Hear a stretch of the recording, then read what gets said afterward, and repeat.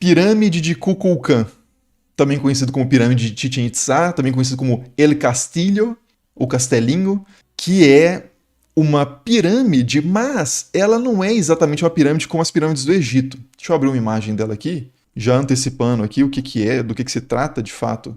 Aqui, ó. Essa com pessoas é interessante porque dá uma noção também do tamanho. Então vou até abrir essa. Vocês veem que ela não é tão gigantesca, né? Não se compara de forma alguma, por exemplo, a pirâmide de Quefren e nem a nenhuma das outras duas, né? De Quéops e Miquerinos.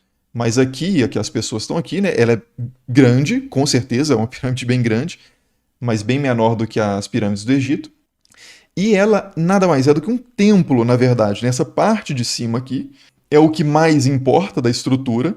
É o templo, é o espaço de fato sagrado aqui, o núcleo do espaço sagrado é esse. Só que os caras quiseram elevar esse templo o mais próximo do céu. Como é que você faz isso? Você constrói uma estrutura abaixo dela, uma subestrutura, né?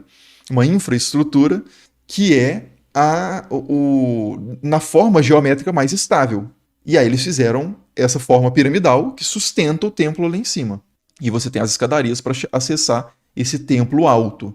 E sobre esse imaginário de lugares altos, de espaços sagrados, quem está no Clube do Livro aí com certeza está identificando vários temas do Mircea Eliade, né, do livro Sagrado e Profano, que a gente está lendo no Clube do Livro aqui no canal. Mas a gente tem então esse templo e tem 4 escadarias que chegam a esse templo. Isso é um templo maia, né? Bom que se diga. Eu falei da data antes, mas eu repito, isso não se sabe quando que foi construído, mas é por volta ali do ano 800, 900, a no máximo 1100 depois de Cristo. E é do povo maia, de um dos povos maia, né, que eram bastante descentralizados, e fica na cidade de Chichén Itzá. E essas escadas levam até o templo, o centro do culto, e cada uma dessas escadarias tem 91 degraus. 91 vezes 4, 364, mais o degrau do patamar do templo, 365. O que mostra a consciência dos caras em fazer esse monumento alinhado ao seu cosmos, né? Ao seu mundo, levando em consideração os astros e os ritmos naturais. Né? Então os maias são muito conhecidos também por terem aquele calendário maia, chamado calendário maia, né? Que os maias tinham 2 calendários, um mais pragmático assim e outro mais litúrgico, por assim dizer, né? Ritual. E aí um deles é solar e o outro é principalmente lunar. E tem uma quantidade de dias diferente que compõem o calendário completo. E esses calendários, né? Aqui tem que tomar cuidado que tem uns calendários astecas misturados aqui também. Mas esses calendários mostram essa consciência muito grande desse povo em relação ao comportamento dos astros, aos ritmos do ano, que era fundamental para eles, até em termos de sobrevivência, por uma questão de agricultura, né? De você conseguir se prevenir em relação e se aproveitar das forças da natureza nos momentos corretos, para se alimentar, para se proteger de frio, por exemplo, esse tipo de coisa. Então os caras tinham esse conhecimento bastante sofisticado e construíram um templo demonstrando isso. Inclusive, o templo é alinhado com os pontos cardeais, de forma que nos equinócios a sombra, o sol do final da tarde projeta uma sombra que marca essa escadaria numa forma que vai serpenteando até chegar nessa cabeça aqui, ó. Ih, o problema é que a minha cabeça tá no lugar.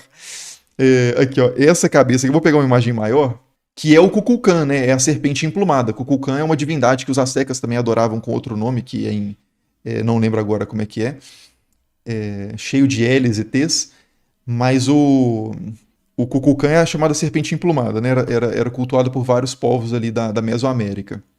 E aí aqui, ó, a cabeça que eu estava mostrando é essa cabeça aqui do Kukulkan. E isso aqui é, nos equinócios, a sombra que o entardecer projeta na escada. Alguns acreditam que isso é coincidência, outros que foi algo deliberado na construção. Eu acredito que foi algo deliberado, porque assim, essa forma serpenteante atingir exatamente a cabeça da serpente aqui para mim seria coincidência demais. E tem outras coisas também que o pessoal fala, essa eu já não acredito tanto assim, pode ser, mas que a construção da pirâmide ela é feita de uma forma, ou coincidentemente ou não, que quando você bate uma palma de frente da pirâmide, aquilo ressoa muito parecido com o som de um pássaro, que eu acho que é o Quetzal. Inclusive é Quetzalcoatl, né? O nome que eu tava buscando lá do Kukulkan pros astecas. Não, acho que é, né? Dos toltecas, Quetzalcoatl. Eu não sei. É exatamente, a serpente emplumada. Enfim. Mas aqui, o Quetzal, né? Só o Quetzal mesmo. Que é o pássaro. O som que esse pássaro produz parece muito com a reverberação de uma palma diante do templo de Kukulkan. Aí eu não sei, eu nunca ouvi também, não sei. Eu fico meio assim cético em relação a isso, deixo suspenso essa ideia, mas a questão da serpente para mim realmente é muito forte, os caras terem feito essa escadaria de forma que nos equinócios, porque é só nos equinócios que isso acontece, aquela sombra marca a serpente que encaixa na cabeça, né? Então eu acho muito impressionante esse templo em termos de... Dessas maravilhas, eu acho que a que está mais relacionada a um conhecimento de um estudo da natureza, para além de aspectos técnicos de comportamento de material, tipo se a muralha vai aguentar ou não vai aguentar, se a gente vai conseguir entalhar esse relevo na pedra e formar essas entradas, essas fachadas de construções. No caso da pirâmide de Kukulkan, isso mostra um conhecimento astronômico muito impressionante, né? Para além dessas questões mais de engenharia. Então eu acho que ela é bem forte, assim. Eu não sei se eu colocaria ela ao lado de Petra, mas assim, não é exatamente a história tanto que vale, porque nem se sabe muito bem qual a história em torno da pirâmide de Kukulkan, não tem muitos registros textuais, praticamente, não tem nenhum registro textual, na verdade, né? São mais questões epigráficas, de arqueologia, que a gente tenta reconstruir isso de alguma forma. Então a gente não tem tanto a história, mas eu acho um desrespeito absurdo colocar isso no Bonita Mas também. Eu vou colocar ao lado do Coliseu por enquanto aqui. O Giovanni falou nessas questões acústicas é muito difícil fazer, difícil acreditar. Eu também acho, né? Porque para você ver que se deu certo ou não, o negócio tem que estar completamente pronto, né? Como é que você vai fazer uma preparação prévia disso? Me parece realmente difícil, mas eu não sei, né? Posso estar simplesmente falando bobagem. Sempre é uma possibilidade. E sim, dava para subir na pirâmide, deveria... Ah, tá, porque o José falou o seguinte, né, que antigamente dava para subir na pirâmide. Eu achei que você estava falando antigamente lá no tempo dos Maia, mas você está falando que antes os turistas podiam subir, né? Aí o pessoal parou de poder subir recentemente, porque se antigamente seu, né, para historiador é ontem, né? Mas aconteceu isso, né? Uma pessoa caiu da pirâmide e morreu, e aí por questões de segurança eles passaram a não permitir mais que as pessoas subissem. Acho que é a isso que o José está se referindo. É fortíssima, né? Pois é, talvez eu suba ela. O Tomás falou, né? Top 1 no mínimo.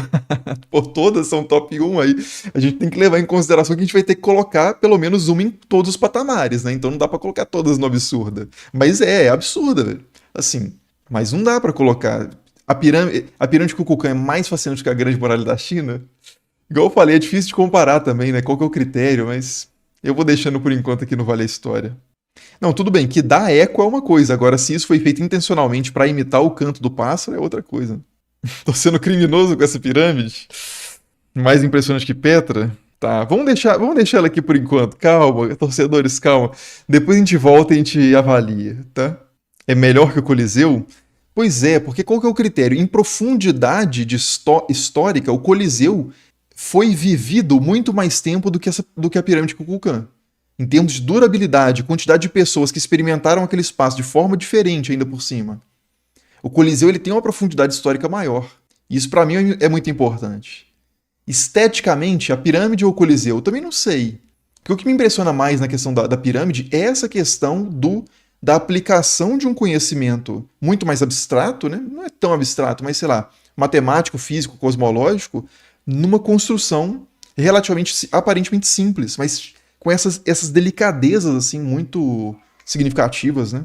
Em profundidade de história, talvez o Coliseu seja de fato top 1, né? Eu conheço menos a história da China, então a muralha da China dura mais tempo do que o Coliseu, mas não sei se aconteceu tanta coisa interessante lá quanto no Coliseu. É, vou deixar vocês votarem por SMS, né?